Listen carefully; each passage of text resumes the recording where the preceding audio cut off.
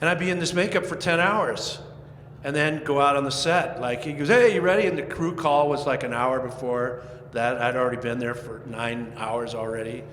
And they go, okay, we're gonna just shoot the preliminary stuff. Or the first stuff we shot was, you know, the hand. And we basically shot it in order, like a storyboard. You just do scene and scene of how this is gonna look. Well, Rick not knowing how it's gonna look. Nobody knew how it was gonna look on film, but we at least had a storyboard.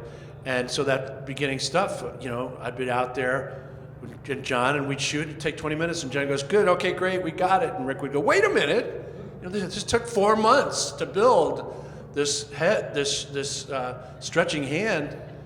You know, can't we keep shooting? And John would go, what else does it do? You know, well, it stretches.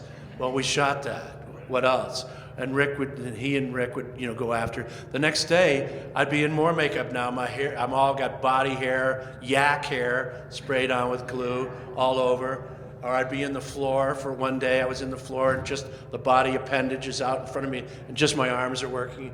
And they'd be shooting and Rick would go, okay, and John would go, I think we're done. And Rick again, wait, you know, this thing took 3 months. And they go, well, again, what else does it do? It doesn't roll over. I mean, you talk about primitive. The thing that you see when I'm on my back and this giant wolf appendage, you know, arms and legs, and then they had these poles sticking through the floor, working the feet, and there's a guy underneath just kind of going, deet, deet, deet, deet, while my feet are going, wah, wah, wah. And, you know, it's like, this is kind of Mickey Mouse, but it's going to work.